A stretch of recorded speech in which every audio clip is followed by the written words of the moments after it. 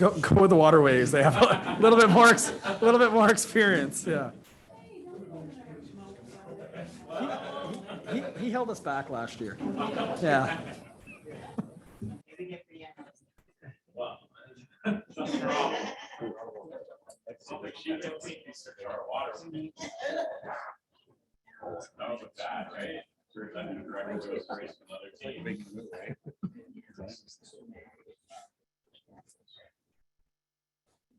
Yeah, they're working on it right now. Yeah, thank you.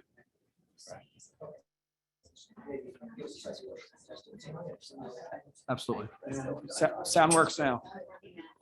Okay, perfect. So without any further ado, the floor is yours, Mr. Gopen. Thank you very much, Your Worship. I'm going to be a little bit lazy and sit here for my presentation. And I will keep it I'll keep it as brief as possible. The applicant, Mr. Rocca, is here tonight as well, and he'll be speaking after me, so he can speak more about the project itself. And I'll talk more about some of the planning considerations, zoning, things like that, that council would need to consider to move the project forward. So, great. Oh, it's off. My little box is off there, but it should be the 3 properties at the corner of Princess Royal. Don't worry about it, Chris. The corner of Princess Royal and Water Street, 2 red boxes and 1 blue box. Those are really it's 2 properties in question, the red ones, because that's where the actual building will go. But those are the 2 lots in question. And that used to be the site of HMS Transportation. Currently it's vacant. And Mr. Rocca has proposed a 36-unit, 12.2 meter high mixed use development. It would have 2 commercial units on the ground floor. The reason why this is coming before council is that in the historic business district, which these properties are in, height is controlled by the secondary municipal plan, which limits it to the context buildings around it. And this proposal is higher than that. Because this is a municipal plan and not a zoning bylaw, it is not something that can be varied. It actually requires an amendment to that plan. So it's up to council to move that forward. It's not something that goes to PAC for a decision, although it would go to PAC for their views if council asks for that. So this is the site currently. Anybody who's been down there probably knows what it looks like. And then moving on to the next slide, you can see a bit of what's proposed. And I believe Mr. Rocca has some actual posters here of the renderings, but you can see the facade brick with the storefronts in wood. That would meet the secondary municipal plan material requirements of traditional materials. And on the left, you can see the site plan itself. So it does take up a lot of the lot, but that's in that zone in the historic business district.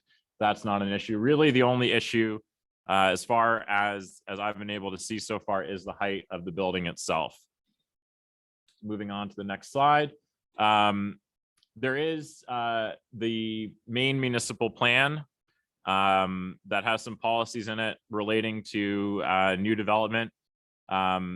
So the first policy there about supporting efficient and sustainable land use and development patterns, mix of uses and densities, supporting pedestrian movement. This would be 36 new units. It's right downtown. It's hard to think of a better location, more walkable location that's available in town right now. Also looking at policies related to the economy, seeking to provide an economic climate conducive to investment and the growth of year-round employment opportunities. I think everybody knows that not having enough rental housing is having an impact on businesses and institutions in town. And finally, there's an policy relating to the economy that talks about the central commercial area being a place where new businesses should develop.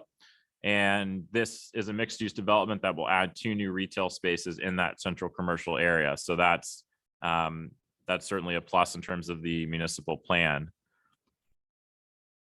And then on to the next slide. Yep, discussion. So as I said before, this is a pretty good lot for a mixed use development. having some new commercial uses in the downtown, adding residential uses.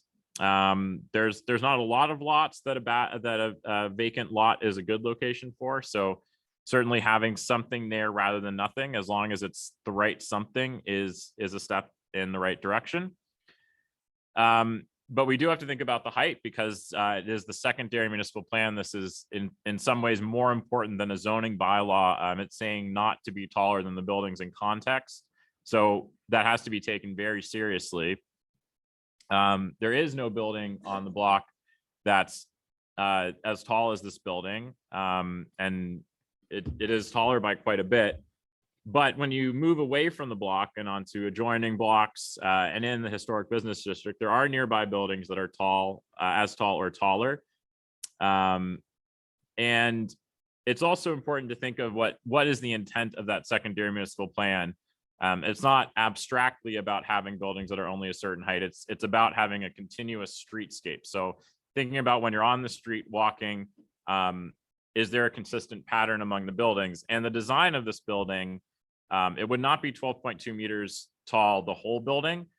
The bulk of the massing is, as you can see from those renderings, there's kind of the main 3 stories, and then there's a smaller 4th story podium. And this is a pretty typical urban design technique, a way to make buildings that are taller seem a little bit shorter than they are. So the idea is, from the streetscape, you might see a little bit of that top podium, but it wouldn't be as imposing as if it was 4 stories all the way to the building's edge. And then the next slide, Chris, this is just, this shows a little bit of the heights around it, just to compare kind of what's going on in the context. The Kennedy Inn is that 14.7 meter high building. It's the tallest building in town. But if you look across the street, the Masonic building is getting up there, 11.5 meters. You do have a 12.5 meter building on the next block as well. So it is taller than anything else on the block. The 9.8 meters, not so much. The 12.2 meters, yes. But if you look a little bit away from the block, there are some buildings that would be as tall as it. And on to the last slide. So the big question here is the height acceptable? If council wants to move forward with this, the properties would have to be exempted from the secondary municipal plan requirements. Again, there's no way to vary it, so you have to make an amendment to that plan and say these PIDs are no longer part of the plan. It's basically a map change. If you're going to do that, I would recommend not just kind of leaving it open from that point, because you do want to control that development, especially if it's going to be so much taller than the things around it. And ensure that urban design that's going to keep it from looking as tall as there. It's also, because this isn't technically a rezoning, there would not be an opportunity with the municipal plan amendment for a development agreement. But what I would recommend is to subject the PIDs to a development scheme bylaw, which essentially is the same process as a rezoning. So you would, you could enter into agreements with the developer that would deal with timelines. It is a cleared paved lot, so stormwater management might not be a huge concern, but other servicing, landscaping, all the aspects that you would normally have in a development agreement. If you do the development scheme bylaw, it also has the public process that goes with the a rezoning, and you can have very specific design criteria. You can limit it to the height that is proposed, all sorts of things. But the first step would be to exempt it from that secondary municipal plan. If council isn't going to do that, there's no reason to think about the development scheme bylaw. So that's really it for me. I guess if there's questions on the planning process from here, I'm happy to answer those, but I know Mr. Rocca is here to talk more about the project itself. Perfect. Yes. And that might make sense in this case, since they're related, to almost hear from Mr. Rocca and then open it up to council to ask any questions between the developer and yourself, unless anyone had any immediate questions. But just to review the process, if it was to go forward, obviously the public presentations kicking it off. We would obviously go to first reading, and then from there, we would obtain the views from the Planning Advisory Committee. We'd do a call for a public hearing of objections because we are changing the secondary plan. And then we would have to go to second and third reading. And on something like this, I would consider it being probably something that is a little bit more of a change, where I'd recommend that we do that over 2 separate meetings as well, just because precedents that we've set before. So that's what the process looks like. So at this point, we can go back and ask questions after, of course, but I'll invite John Rocca to come forward. He's doing a presentation on Bridle Path International's proposed 30-unit apartment building for PIDs 01320035 and PID 15054893, which is 256 and 260 Water Street.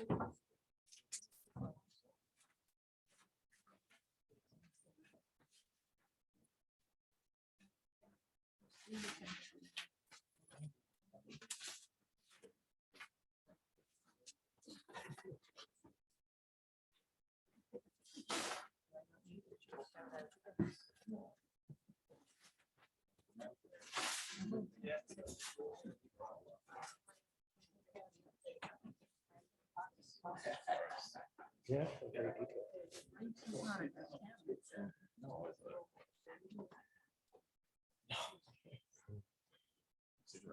Both ways.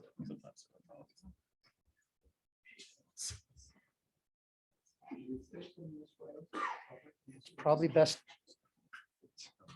Council needs to see them. Council needs to see them, I guess, is the priority, and they can see some of them if they can. Over the shoulders. There's such a slide there. Actually, if you moved over here, that'd be good. Mr. Rocca, you can block out our table over here.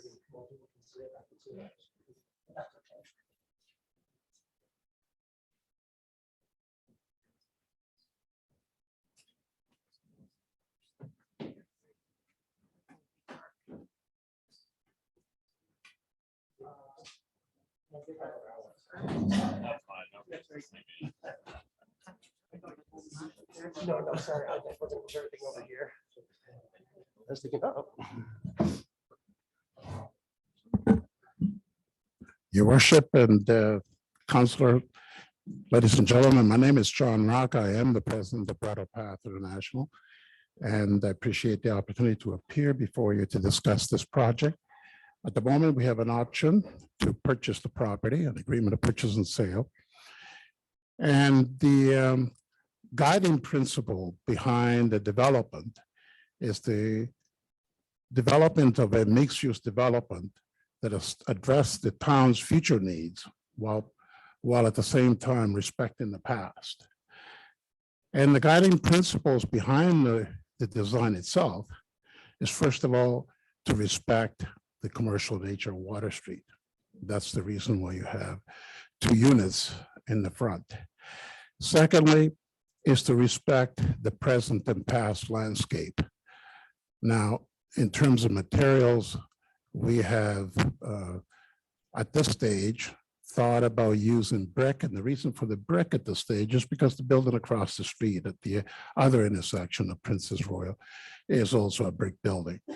And but we are open to using material that is more traditionally based in terms of Water Street.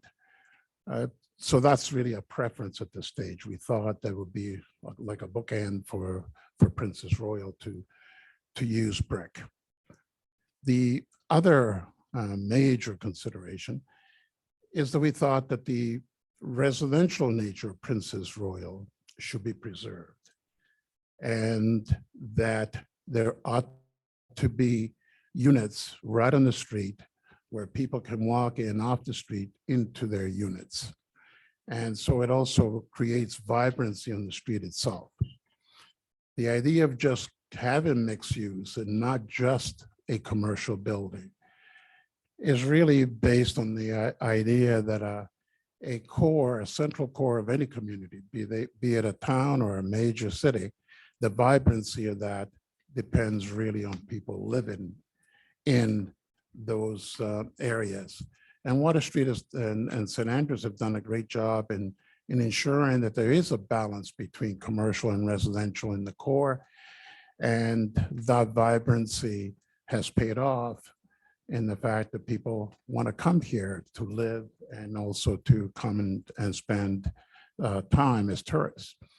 So we thought that that was very important, that the project had that aspect to it, that the residential nature of Princess Royal be preserved and in fact enhanced.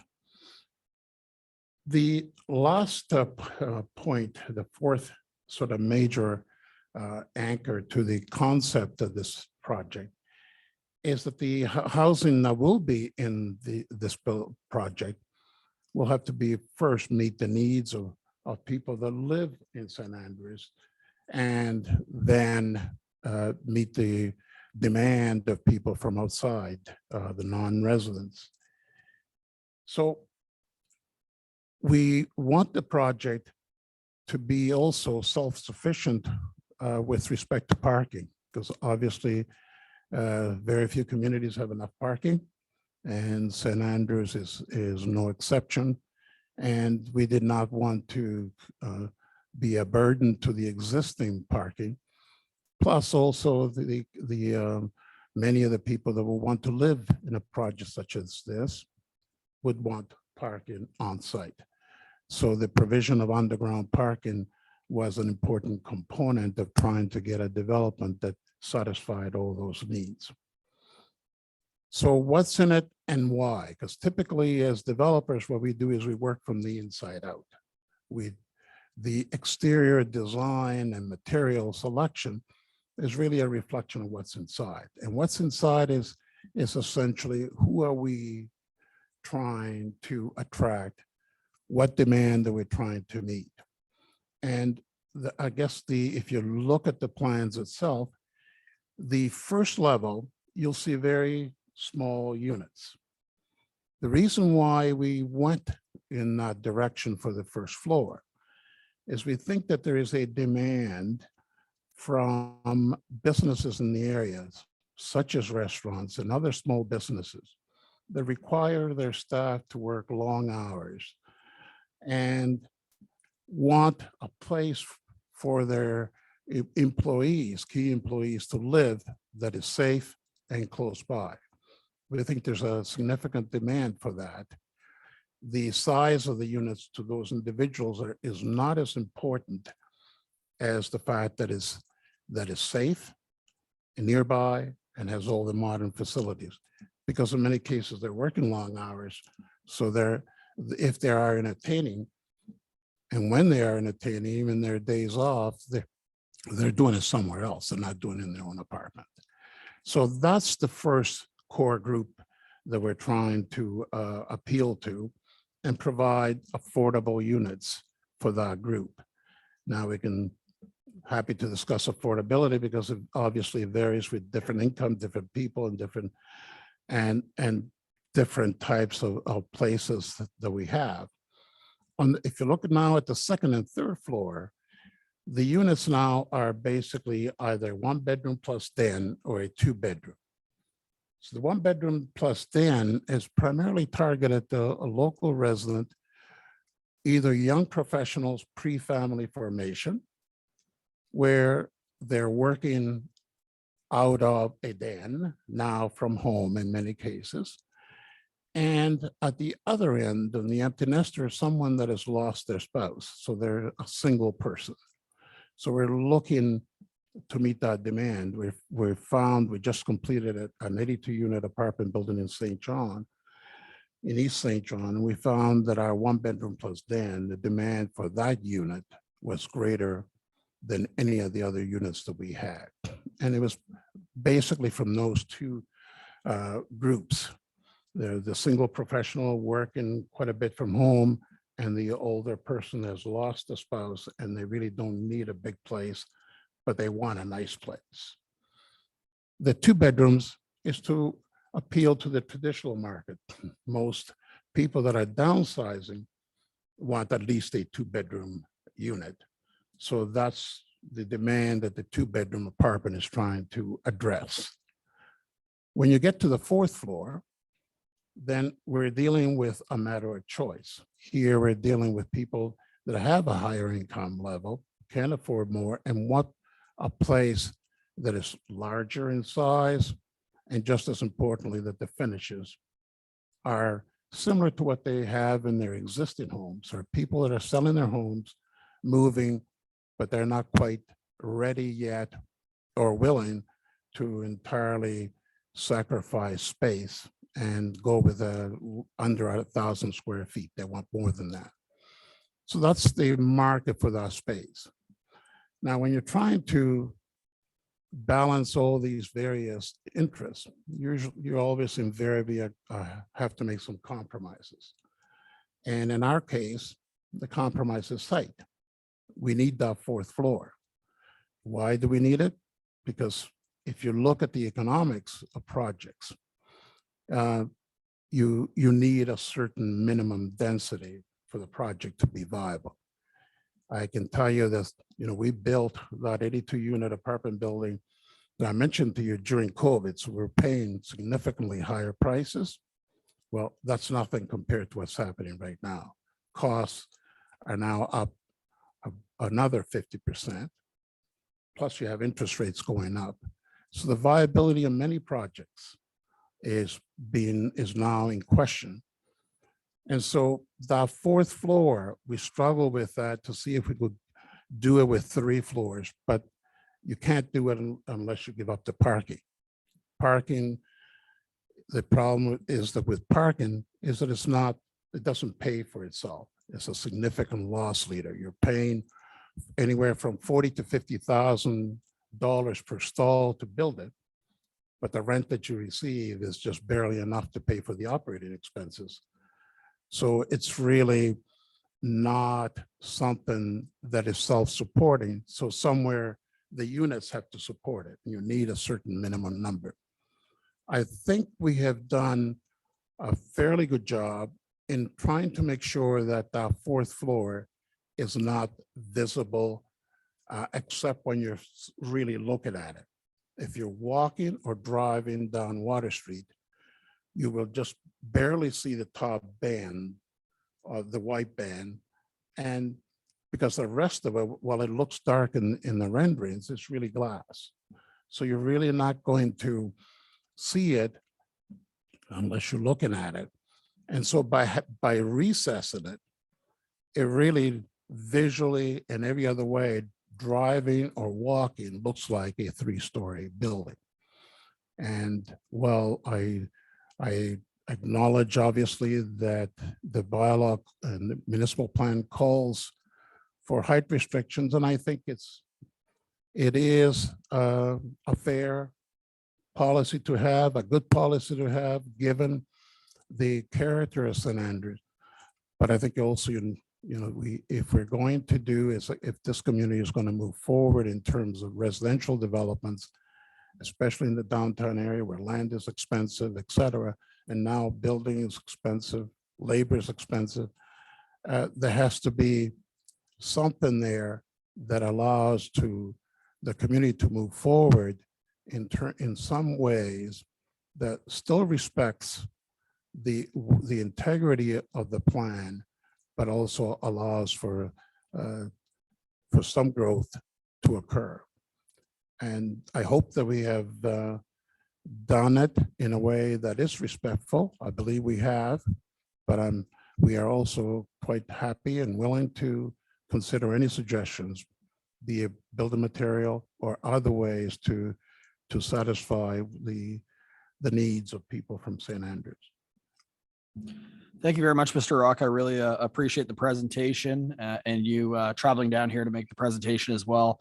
I guess just to kick off, the fact that you're willing to invest and try to help the housing crisis is what many refer to. I certainly appreciate that. And I want to commend the fact that you're aware of the downtown core and the fact that on the bottom, you're looking to actually increase this basically storefronts by having businesses in the downstairs, which I think is very, very critical when you look at, we only have limited opportunities to grow our business district. So I appreciate that. From my own personal experience, I've had a number of people reach out to me and you kind of address them. The first one was why brick? And I hear that's flexible up. Some people think almost like a wood siding look might be more appropriate.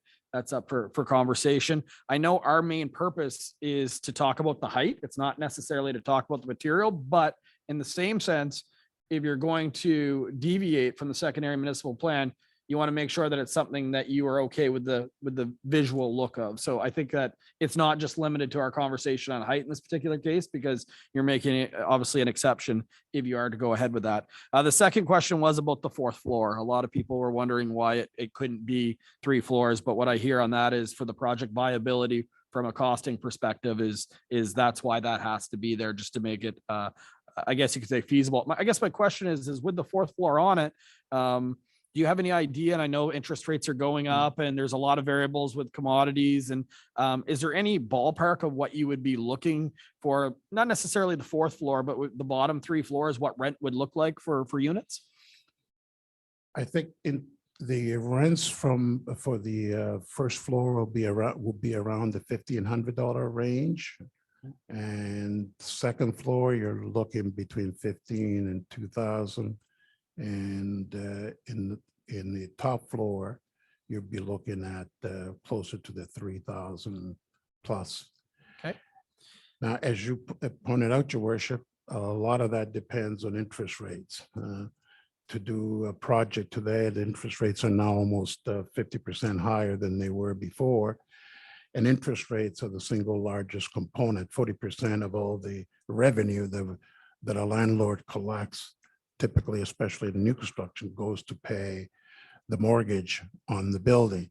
So rents can go higher or lower based on the impact of interest rates. So that's going to be critical. And if they continue to go up, we also may face the possibility that the project can't go ahead until they come down again. Perfect. Thank you. And then I'll pass over to council for sure, but I just had one more question is on the 4th floor, would your tenants have access to get onto the roof of the 3rd floor? And if Yes. so, would there be rails that we might see that aren't in these diagrams? Yes, but the railings will be Set further back. in, set back, and there'll be glass so that you are not really visually seeing them. And yes, every unit on the 4th floor will have its own terrace. Perfect. Thank you. Any other member of council have any questions? I've got Councillor Heenan. Just wondering, are they going to each unit have a heat pump associated? Yes, we typically, if they're rentals, we typically include all the appliances, including washer and dryers.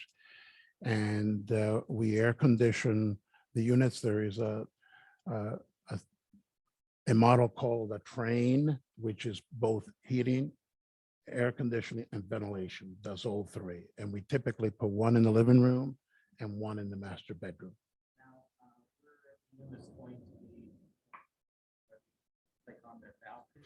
No, these units typically either go under the window like you will see in a hotel room, or if there is sufficient space, what we do is we put them on the corners of the living room, so that when you're looking at it, you perceive it as being part of the living room, but they're all boxed in and you only see a little bit of it in the bottom. And this question's for Mr. Gopen. What was the original height of the building that Mr. Holmes was going to construct? Stand up now so everybody can see me. I believe that was actually 14.4 meters high. So it was, there were variances approved. It was a different situation back then with bylaws, but variances were approved at that location to build a 14.4 meter high 4-story building. Thank you, Mr. Gopen. Thank you, your worship. Thank you, Counselor Heenan. Any other member of council? Okay, I'm not seeing any. So quite typically, when it comes to a council meeting, we ask questions at the period, and there may be some questions in the audience that might be appropriate for you to answer. Before I open it up to the audience, I want to remind the public that this is not a hearing of objections. This is a presentation for questions. Should this project go forward, there will be a hearing of objections, which will be your opportunity to speak in support or opposed to a particular project. So I just want to remind the public before we open up that this is purely an information and question period. So at this time, is there anyone from the public that would like to ask a question regarding this presentation? Because I'm gathering quite a few people are here for this specific reason this evening. Right, sir. John Drummond from Sophia. Question following up on Councilor Heenan, the air conditioning units, is that going to change the visual that we see in these diagrams? Is it going to be an outside? No, they're inside the living room. So you only see them when you walk into the unit. You do not see them from outside. There's nothing on the exterior. Absolutely. Thank you. nothing. And just moving forward, just for the answers, if you could just speak on the mic for people at home that that may not be able to hear, because there is some people that are tuning in. I've got a question. Absolutely. Hi, Liz Erlington, regarding the heat pumps. So there's usually a heat pump, there's inside on the ceiling, but there's the guts of it that's usually on the outside. So where is the mechanism coming from?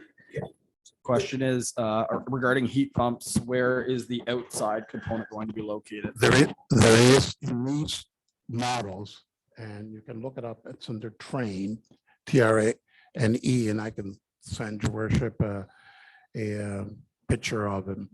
But it's essentially they're inside, so there's nothing physically outside. The mechanism is a unit that is positioned underneath, just like, again, like I said, just like a hotel. In a hotel, you have it under the window. So it's boxed in under the window. It protrudes a little bit out, but it's the box that protrudes out. So that you really, from outside, or even when you're sitting on the balcony, you really just see a flat area that is closed in. I know I'm not doing a very good job describing. I can send a picture. It seems to be a question. The unit itself is contained within the unit. It's That's the correct. units. Yeah. Any other questions? Absolutely. Perfect. I'll take him, then we'll jump over to Zoom. Mr. Go ahead. Yeah, if you don't mind, just because people at home can't hear it if we don't use the mics.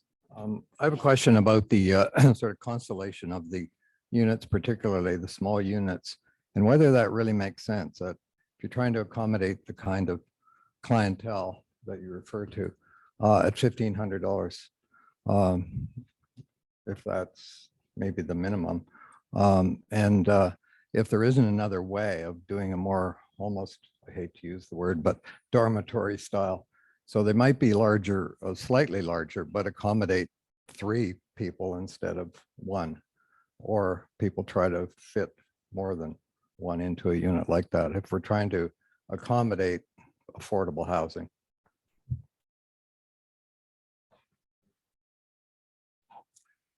The units, the smaller units are designed for a single person, not multiple occupancy. But if you go to the second and third floor, that's where we have the larger units to accommodate multiple people. So at the small 500-600 square foot, that is, again, usually for a young professional in their 20s. They've come out of university. They're accustomed to dormitory living, as you've indicated. So space is not the most important thing for them. What's most important is the rent. And the rent, again, we won't know the exact numbers until we have nailed down what the interest rates are.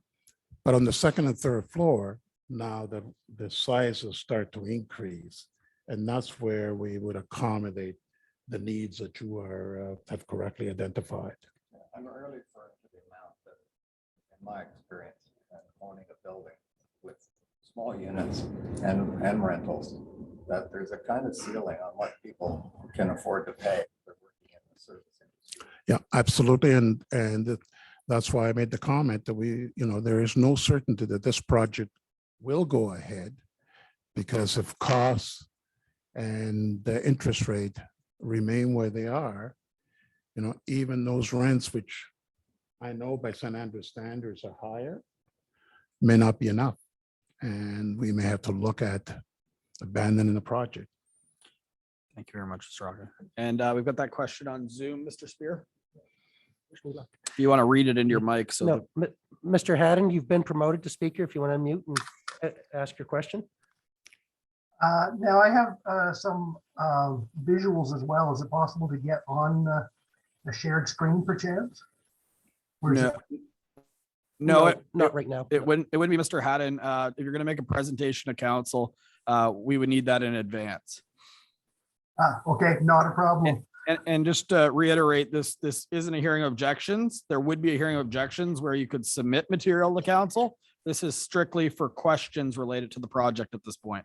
Okay, understood. And may I say, as a designer, the developer should be applauded for what he has done. It's absolutely amazing. But I will send some things in with my suggestions to try to downplay it slightly to fit into St. Andrews a bit more, which would be good news for the developer because it would actually save them money. So I will get that together and I'll just send it to town council or to council. That would be great, Mr. Haddon. I appreciate that. Is that Thank the you. only, is there any other on Zoom, Mr. Spear, or anyone that has emailed in? Yeah, Mr. Mr. Gano or Janu? It's Mr. Janot. My apologies. Yes, hi. I live at Frederick and Montague, and we moved here in November. I guess my only question on the development is, I agree with what was said before. I think it's a great development. Probably could have some aesthetic changes to make it match the town. But my question is more around the commercial use and the location of the entry, and whether or not more of the space dedicated to Water Street could actually be used for commercial space, with the entry possibly around the corner, just to provide more ample commercial space on Water Street. That question, your worship, it's a very good question. We struggle with that as to whether the entrance should be on Princess Royal or on Water Street. And at the end of the day, the reason we decided on Water is that if you are a tenant in this property and you want to go to a restaurant, or you want to go to a grocery store, you want to go to the drugstore, we thought it was very inconvenient to come from Princess Royal.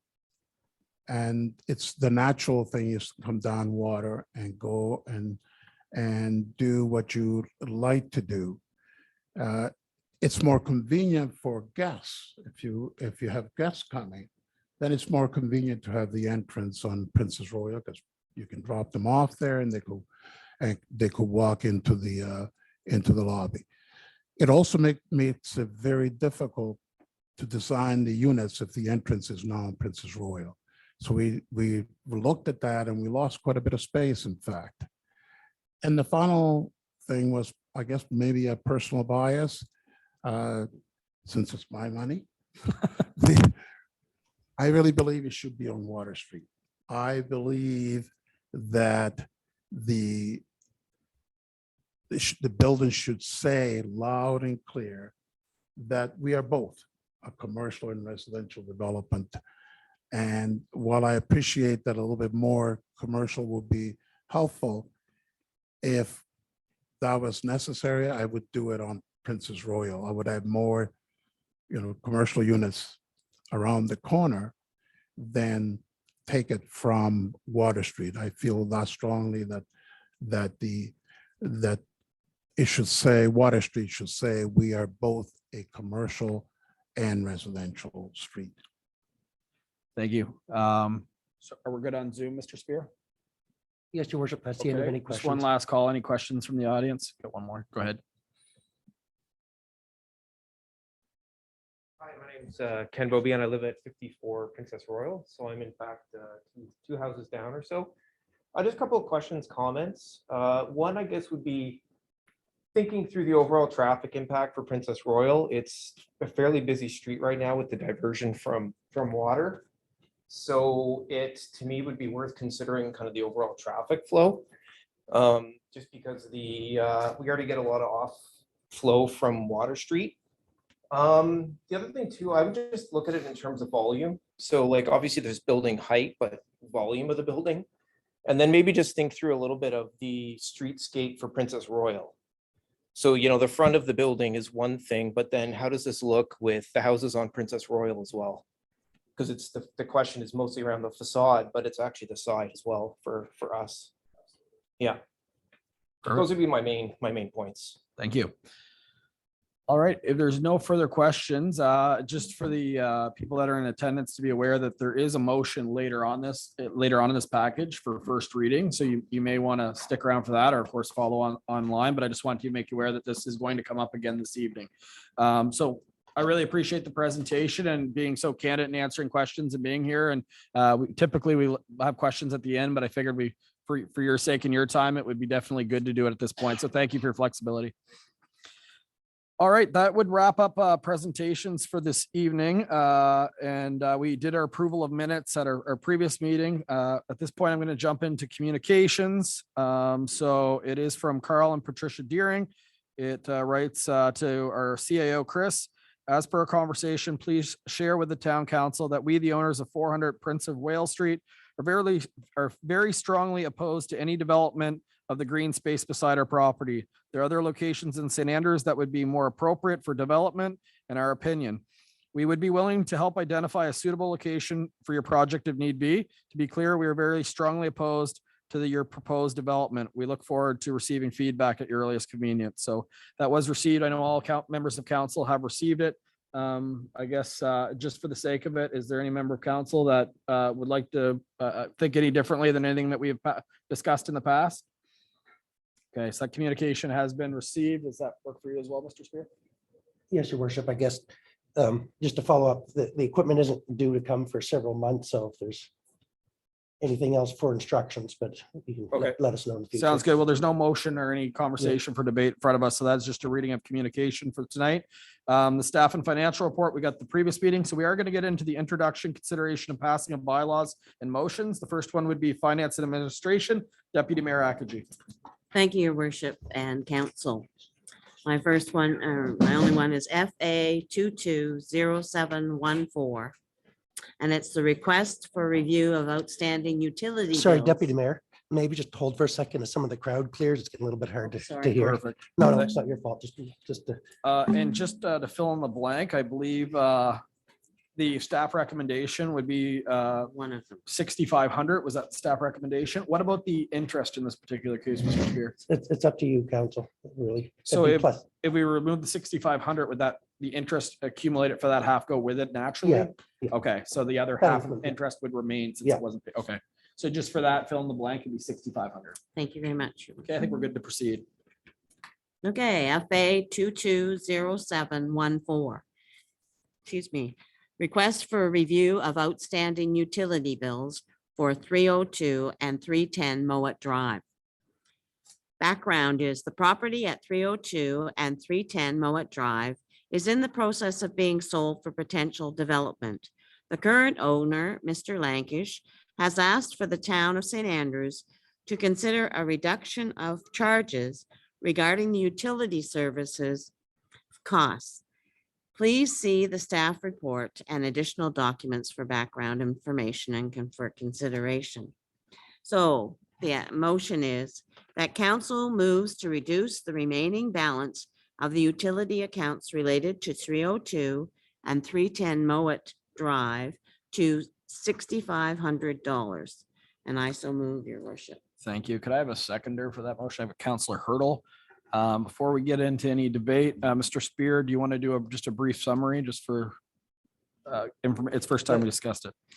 As you know, in 2010, the business was destroyed.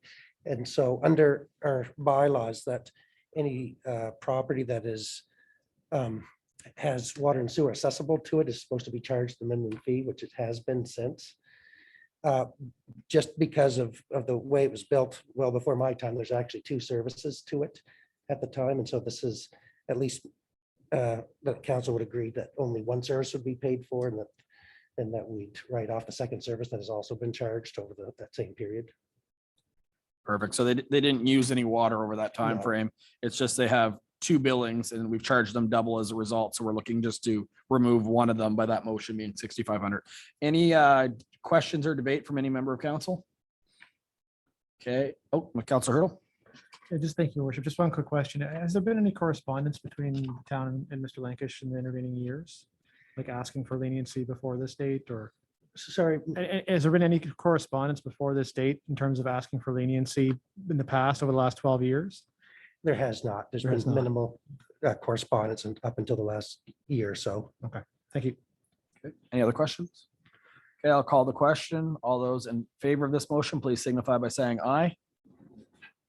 That is everybody. So that has been carried. The next one, Deputy Mayor.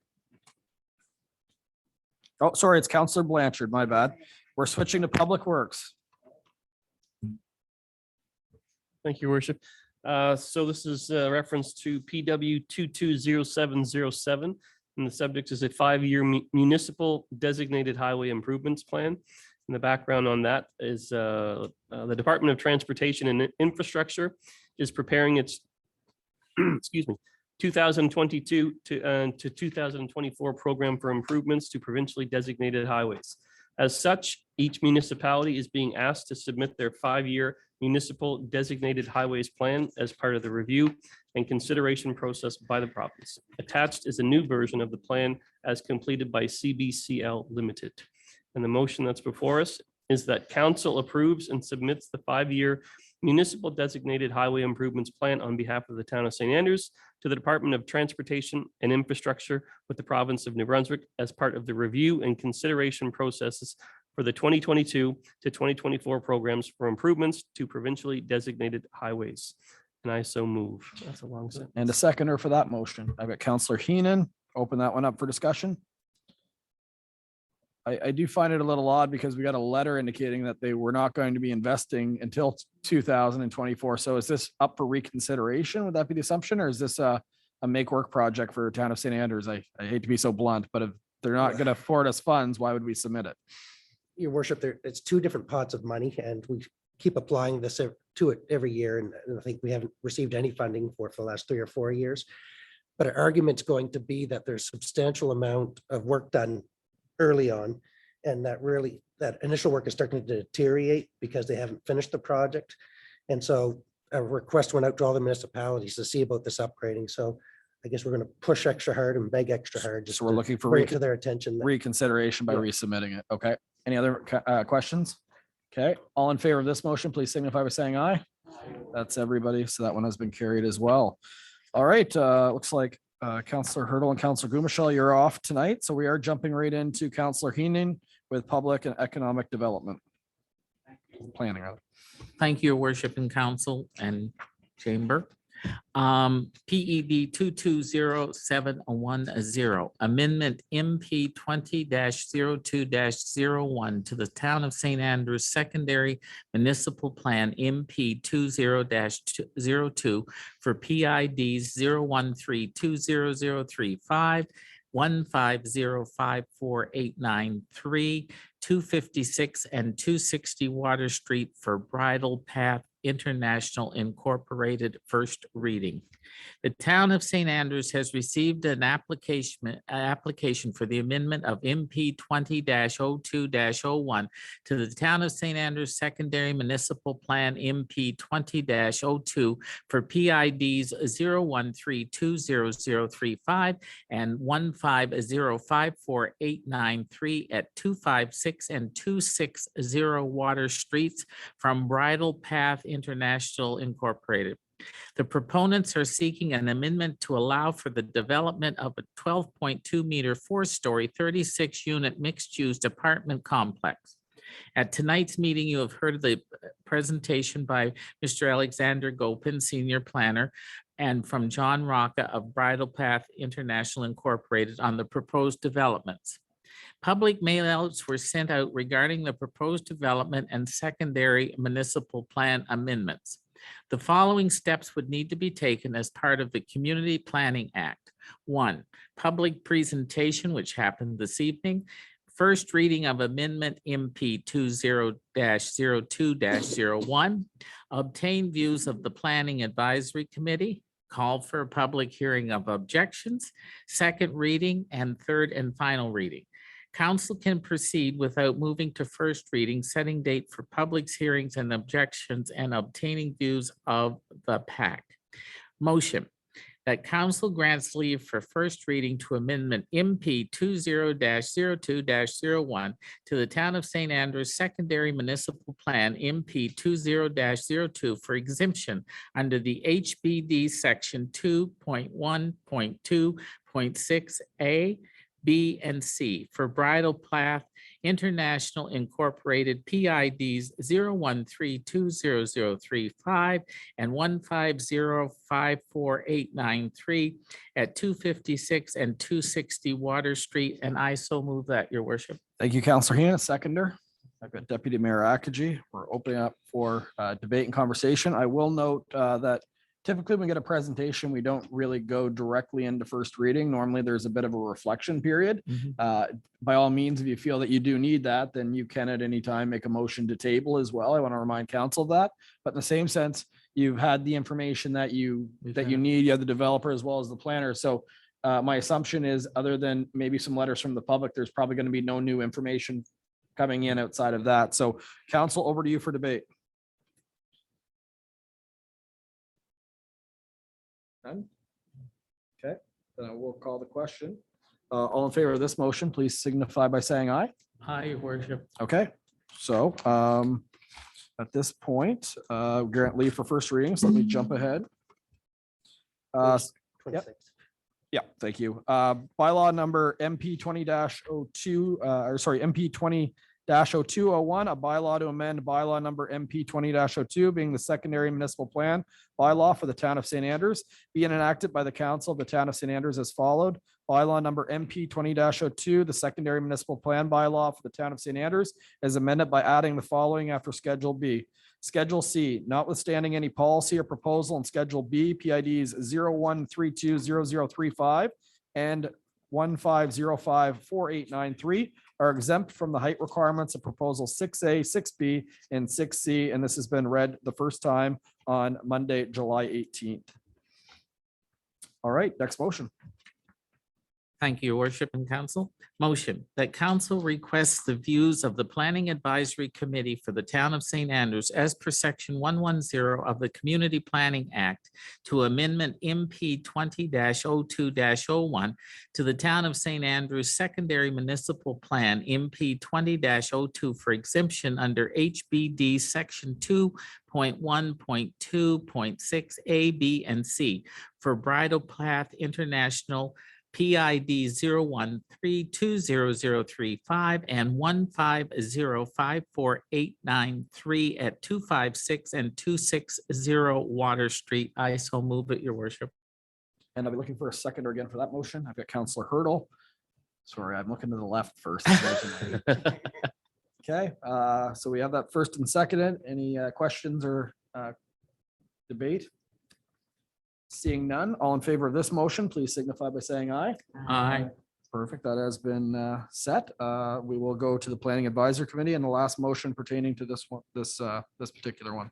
Thank you, your worship. Motion that council sets the date of Monday, August 15th at 6:30 PM at the W.C. O'Neill Arena Council Chambers for a public hearing of objections as per section 111 of the Community Planning Act to the amendment MP 20-02-01 to the town of St. Andrews Secondary Municipal Plan MP 20-02 for exemption under HBD section 2.1.2.6 A, B, and C for Bridle Path International, PIDs 0132035 and 1505489 at 256 and 260 Water Street. I so move, your worship. Thank you. And a seconder? Councillor Blanchard, I did look to my right first. Discussion on this one? Your worship. Yep. Sorry, I'm just wondering, there's a lot of interest in this particular project.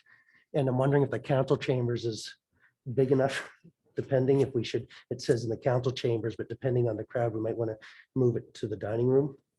I think the dining room would be a good decision Yes. based on this evening. Want to call that a friendly amendment? Gotta or make you- an official amendment. or where it's- because of the import, okay. I'll get you to, someone to move to amend that one. We've got Deputy Mayor Akaji amending it, the same motion, just the dining room. Could I have a seconder for that amendment? Counselor Hurdle, any more debate on that amendment? Seeing none, all in favor of that amendment, please signify by saying aye. Aye, your worship. That's everybody. It's been amended. So now let's go back. We have to move and second again because it's been now amended. So can we have a No, mover? you just read it as amended. Just read it as amended. The motion, your worship, that council sets the date of Monday, August 15th, 2022 at 6:30 PM at the WC O'Neill Arena Dining Room for a public hearing of objections as per section 111 of the Community Planning Act to Amendment MP 20-02-01 to the Town of St. Andrews Secondary Municipal Plan MP 20-02 for exemption under HBD section 2.1.2.6 A, B, and C for Bridle Path International Incorporated PIDs 01320035 and 1505489 at 256 and 260 Water Street. And once again, I so move. Thank you. Counselor Blanchard is seconded again. Okay, any more discussion on that one? Okay, all in favor of that motion, please signify by saying aye. That has been done. Thank you very much. We're on to the next.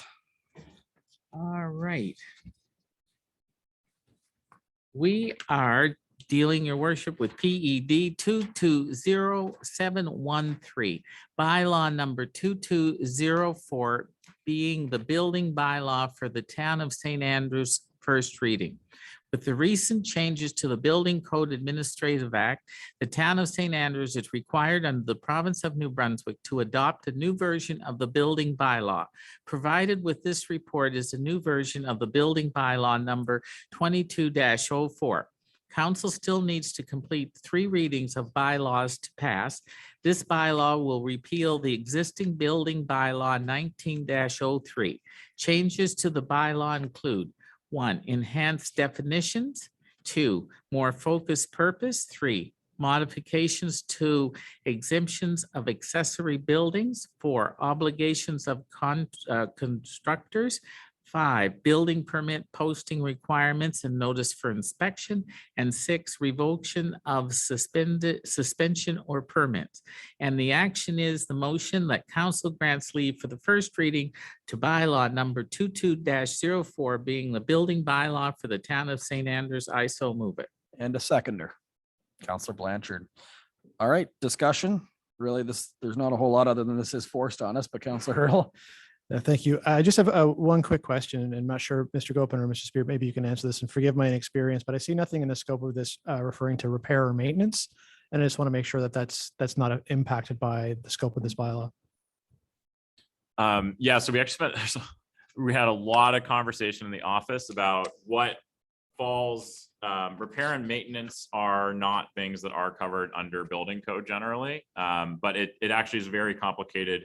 Where does structural alterations take off? But it was heavily considered in this, and the idea was it would subject all things that should be subjected to the code. And if you're doing a little bit of repair at home on the weekend, you're not going to have to get a building permit for that. Thank you. Any other questions? All right, I'll call the question. All in favor of this motion, please signify by saying aye. Okay, and I will go to first reading right now. This is bylaw number 22-04, being the building bylaw for the Town of St. Andrews. I will read it by title. 1 is definitions, 2 is purpose and scope, 3 is exemptions, 4 is notice of commencing construction, 5 is posting on the premises, 6 is obligations of constructor, 7 is stages of construction, 8 is notice of readiness for inspection. Number 9 is retention of documents. Number 10 is request for information. Number 11 is application for permits. Number 12 is fees. Number 13 is refusal to issue permit. 14 is suspension and revocation of permit. 15 is terms and conditions, and 16 is repeal. This has been read the first time of the 18th day of July of 2022. Next motion. Council reference PED 220714, Economic Development Grant Agreement Compass Housing Incorporated. As part of the council's ongoing strategic priorities of developing housing in the community, the town of St. Andrews is partnering with Compass Housing Incorporated on the creation of a 42-unit affordable housing complex. Over the course of the project, council will be contributing $500,000 in funding through an economic development grant under the authority of Local Governance Act, Section 104, Bracket 2, Bracket C, and 104, Bracket 7, Bracket C. The proposed development is also subject to development agreement. Please see the attached document for a copy of the economic development grant. Key features of the agreement include: 1, funding is to be provided in 2 installments at the beginning of the project after a substantial completion to support affordable housing. 2, rental rates will be between $800 and $1,200 for 15 years and only adjusted by the CPI, Consumer Price Index.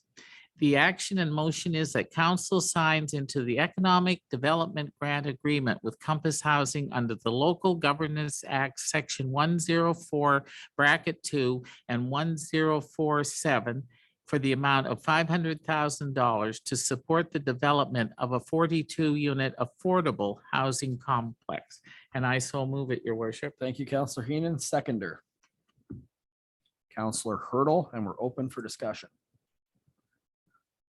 Okay, I want to note that Mr. Spear did send an analysis that I asked him to do, which shows back the payback of these investments. I believe this one was 10.25 years, if I'm not mistaken.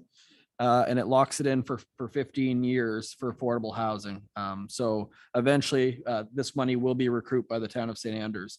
Any other comments or discussion? Okay, I will call the question. All in favor of this motion, please signify by saying aye. That is everybody. So that motion has been approved. And we are through motions for this evening. There's nothing under new business, so I will open it up to question period. First of all, I guess before we go to the floor, Mr. Spear, has anything been submitted online or through Zoom at this point? Nothing through Zoom, your worship, and I apologize to anyone who's listening. Call me tomorrow. I forgot to put my personal email address. So Paul's gonna have a lot of emails to answer on his return. That's fine. Thank you, Mr. Spear. And now we'll open to the public. Absolutely. I just You wondering. want to step up to the mic, please, if you don't mind, just so people listening can hear. Hello, my name is Carl Deering. We live at 400 Prince of Wales Street. And I'm just wondering, do we talk about the letter that we've sent to you, or how does that work? So the way that it works, Mr. Deering, is there's been a number of presentations on this in the past, and we appreciate that you're opposed. But what I've actually heard from council is, although they are aware of your objection, that they are going to be proceeding with this project. There is time for them still, obviously, to make, but right now they are staying the course, Mr. Deering. Okay, so we have a lot of reasons for objecting. And you don't want to hear that, obviously. At any given time, you're certainly welcome to submit your reason. We've got the letter that you're objecting, but that's all we have from you right now at this point. Right. Okay, so just so there's no surprise, like we'll get our lawyer to contact your lawyer, because we will be following through. Absolutely. That is well within your right, Mr. Deering. So if you want to have someone reach out to town hall, then by all means, that is well within your rights. Absolutely. All right, thank you. Yeah. Thank you, Mr. Deering.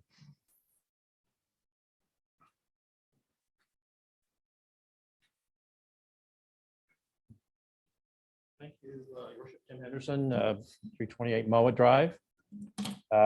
First off, I want to commend council for the efforts you're making into creating affordable housing in the town. I think across this country, everyone's facing the same dilemma and everyone's trying to do the same thing. I think a very bold move on your part to create a $500,000 grant. And I know that under the act, certainly for local government, you can do that under the Section 104. but I'm not sure 104 covers how you get the money. And that's why then how did you determine that the Compass housing would be the people that this town, and I'm assuming this is taxpayers' money, is it not? How did you determine they would be the people to get our money? Yeah, it's a good question. Basically what it comes down to is we have been working with multiple developers to find an affordable housing option. This was the option that the council for the town of St. Andrews selected. So basically, we've talked to other developers. These were ones that were very transparent, where they would tell us exactly what the rent would be for the amount of investment that we're making. We looked at that amount of investment. The payback period on anticipated tax dollars is 10.25 years, meaning that the town of St. Andrews, like you said, is in a housing crisis right now. We can all point our fingers at other levels of government to figure this out. This council took a leadership position to fund this particular project. And again, 10 years from now, all that money is back to the taxpayer of St. Andrews. It's, in my opinion, and I'm sure it's shared with the rest of council, it's a strong strategic investment for the town of St. Andrews, when right now there's people that are struggling to stay in this community. No one's, your worship, no one's arguing that there's a need. There definitely is a need, but there's also process. And my question is, is there anything in the procurement policy or your grant policy that allows you to pick someone? There doesn't have to be a tender process. There doesn't have to be a public process to spend $500,000 of taxpayer money. Mr. Spear, I'll refer over to you on the actual process within the act. The town did put procurement, the town did procure back on land that was off Champlain Avenue just to open it wide to any developers. Then Correct. over the course of the past year or so, we've been accepting multiple inquiries from different developers on different things that have come, some looking for various levels of support. Specifically, this type of project doesn't fall under the Procurement Act because we're not buying anything. It's an investment opportunity. Correct. And so it's a question of what path council has chosen to take. Again, there's been requests from other developers for different things all over, and this was the one that was chosen that made the most sense for the people of the town of St. Andrews. Yeah, I'm not going to split hairs, but I do know, and I'll leave it that particular question. I do know that other communities like Moncton have been proactive in the same thing, and they've created policy around that. In other words, when they give out money to developers, and no one's ever given $500,000, they give $50,000, they waive development fees. This is bold. There's no question. $500,000 is an immense amount of money for anywhere in this country, let alone the province. But I'll leave it at that.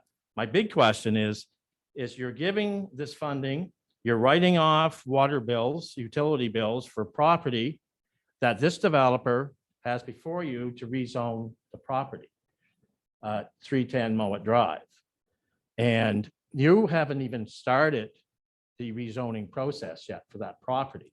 Am I assuming that this money is for that property? This money Yes. goes towards the developer for this property. Of 310. Yes. So you've already decided, am I correct, to rezone this property Mr. Spear? without public input? No, that would be incorrect. There's multiple processes related to funding and stuff that goes, so it's not pre-decided. If for So you're whatever not reason- signing, Hmm? you're not signing then? If you, The motion was to if you could sign? just let him finish, please. Yeah. There's mechanisms in place to prevent that if the process doesn't go through, then the money's returned. But council's committed to doing it. No. But there's Okay, multiple. There's Okay. funding that has to be looked at, and it's a chicken and the egg where there's got to be somewhat of commitment to make it feasible. And so council's committing to make it feasible if the rest of it goes through, If, if the rest of it goes through. okay. So if the rezoning process is approved.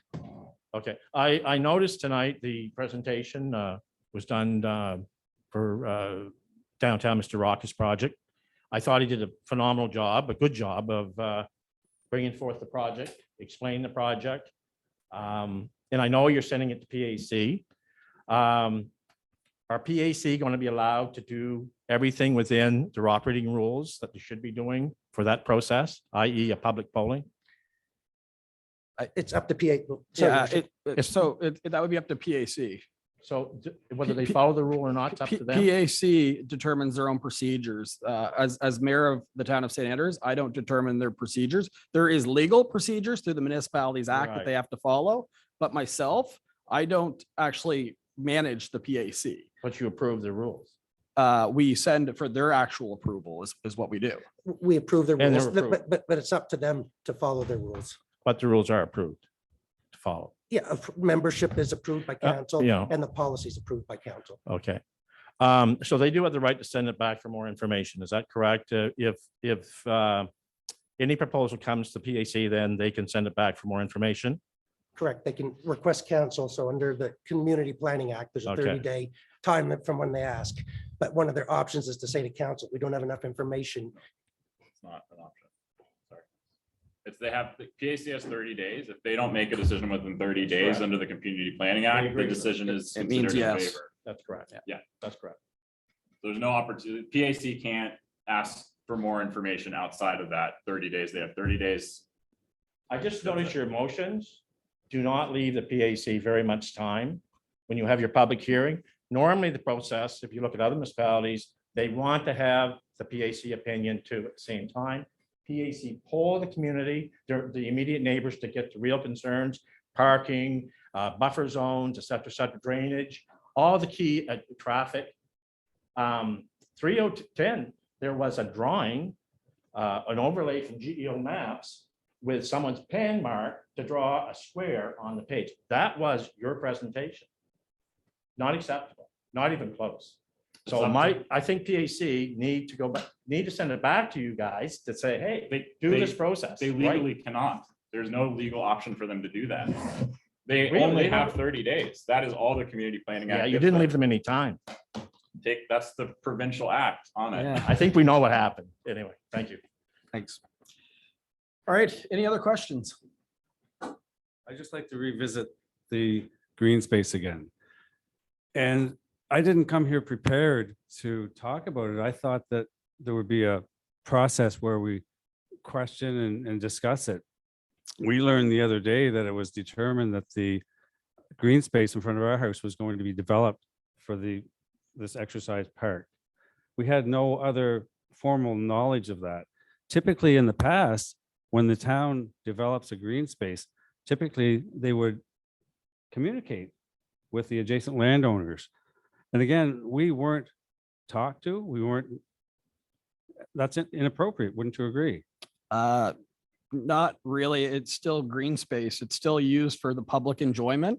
Right. I understand you're opposed to it again, but council has had already presentations on this. They've had drawings, they've had diagrams. There's been questions answered several times. It actually started with the previous council. And so this has been ongoing for, I would say, well over a year. Right. And again, I understand you're opposed. But really, and you can get legal advice, but the reality is we're not changing the use of the property. It's still green space. Mhm. It's just, there's equipment there. So while we're just talking about it, was the green space ever proposed for any other area in town? It was, yes. And that was the location that was selected. Was there any objection to it in any other location? Like, was it moved to this location because of objections? This was the number one recommended location by Sortie. This was their number one spot that they selected. But what about the adjacent landowners? Don't we have a say in what happens in our town? I mean, You- you're just writing me off. You're not giving us a chance to discuss. I'm absolutely not. I'm just not debating with you. The decision's been made by council as a whole. We understand you're opposed, but they disagree, and that is a suitable location. So I don't really, it's a question period, but like, I don't see an opportunity for debate here as the decision has been made, unfortunately. And I know you don't like that decision, but the decision still has been made. Well, we don't like it for a whole lot of different levels, for a whole lot of reasons. And I guess we just agree to disagree. And from what you're saying, our only option now is to go legally. And that's not a position we take lightly, but it's a position we'll take. But I find it inappropriate that the town could make a decision regarding a property that's adjacent to a landowner without having a good conversation. Never happened before. Historically, in the past, we've had discussions about that property. There were a number of different opportunities brought forth to commercialize and use that property to do different things with that property that would affect our neighborhood. And we always had good conversation about it. This time there was no conversation. Yep, I appreciate your view. There's been plenty of conversation. I'm sorry that you weren't part of it till now, but there has been plenty of conversation. If you watch previous council meetings, there's been several presentations with several people speaking. It's unfortunately, it's not like it wasn't a conversation piece. It was discussed in a public forum and decided in a public forum as well. Well, I guess it was news to us. Yeah, I And that's completely unfortunate. understand. It is. So within your processes, there's no way to circle back and discuss this. Council would have to unanimously, I believe at this point, because it's been within 6 months, agree to rescind it at this particular time. Is that correct, Mr. Spear? Unanimous to revisit. But Mr. Deering, I'll just say your letter really stated you were opposed to it without stating why. So if you, and we don't have to get into that tonight, but maybe if you created a. That that's more green of a space, question. that green So space I- is used I by would a lot of. recommend that you Sorry. write and request to maybe do a presentation to council, because this is actually question period. Mhm. And this is more of a debate, right? So I think the appropriate measure would be that council puts it formally on a docket if they decide to, and then they advertise it so the public will be aware that this is happening. This is not necessarily a question. This, at this point, is now trying to revisit and debate something. So it doesn't fall within question period, but you can write to town, and obviously when we get together, we can decide if unanimously we want to revisit it or not would be the step. Otherwise, you did mention legal action. That is another avenue that you have to consider. Obviously not ideal for us either, but it's well No. within your right as a citizen of the town of St. Andrews. Okay, so we'd like the opportunity to share with the council why we think other locations would be more appropriate. The same with the dog park, but we won't even go there right now. There are reasons that we think that that location is ideal for certain things and not for other things. So we'd like that opportunity so that council has the opportunity to take this somewhere else.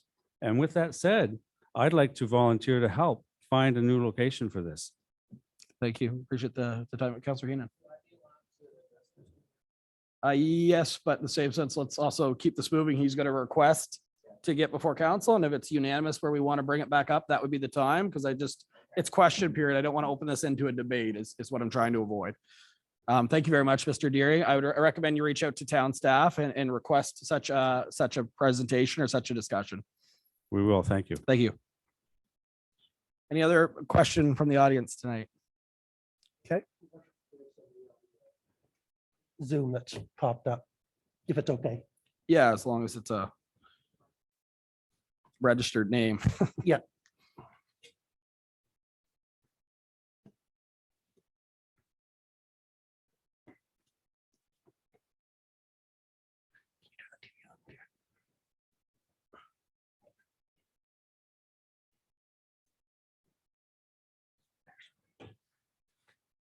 Mr. Janou, is this another further question? If it is, open it up and you're allowed to talk. Yes, hi, James Deneau again at Frederick and Montague. I had the question earlier about the other building. For the property that is on Mowat Drive, I had submitted a question asking about the design and the, I guess, the final designs of what that would look like. I wasn't aware that this was actually going to be using the $500,000 for the fund, which first of all, I applaud any effort to try and bring diversity of housing to the community. I know that we desperately need it. But I do wonder if the town will be supplying funds to the developer. Will the town have more of a say in terms of the aesthetic look of it to make sure that it matches the overall look and feel of the general aesthetic of the town? The drawings that I've seen and the visuals I've seen are rather modern and suburban. And I just want to make sure that we're going to be putting developments into the town that are going to add to the aesthetic of the community and what drives people to come visit here versus, something that looks like it should be in Markham, Ontario. The plan, the plan is that is submitted and presented is the current plan that is before council. We do have a development agreement. If you want to speak, maybe Mr. Spear to this or. Comes to the point where council is getting through to second reading on rezoning. And so before third reading of the rezoning, it become a development agreement, as you mentioned, would come in place, and that can control multiple aspects of it, including design. And so that will come up So, if it's successful. so there That'll could the be, next step. could be more to come with that, but right now, the presentation that you've seen, would be the presentation that's been before council at this point. Okay, am I still, you can still hear me? Yes? Can still hear you, yep. Okay, sorry. So I would just ask council to take a look at that. I mean, I know that the Tim Hortons we have in town is kind of famous nationally because it's the first Tim Hortons that didn't follow that standard drive-through aesthetic because the town folk, said, hey, it's important that we keep the architectural integrity of the town. Like I said, I don't want to be saying we should be hindering any developments and certainly not stalling the urgent need for us to have more units and diversity of units in town. I just feel that strongly that we should just make sure that it meets the aesthetic of the town. And in many cases, I don't feel that that's going to be a deterrent. Actually, I think it'd be a benefit for the developer because, a lot of the asks for these St. Andrews Civic Trust in terms of aesthetic are actually cheaper than some of the materials that most developers want to use. Yeah, I just want to put that on the record that we keep an eye on those things. Thanks for your question. Thank you for your questions and comments. All right, that will wrap up question period at this particular time. I will go to councillor and deputy mayor's comments. I don't know if any member of council has anything they want to bring forward, but the floor is open.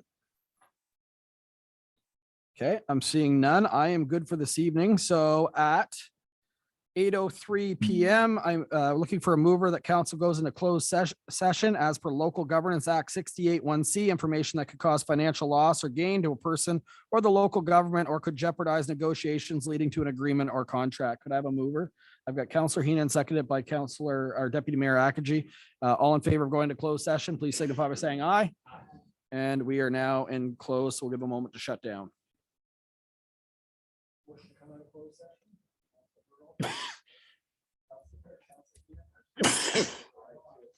All in favor of coming out of close?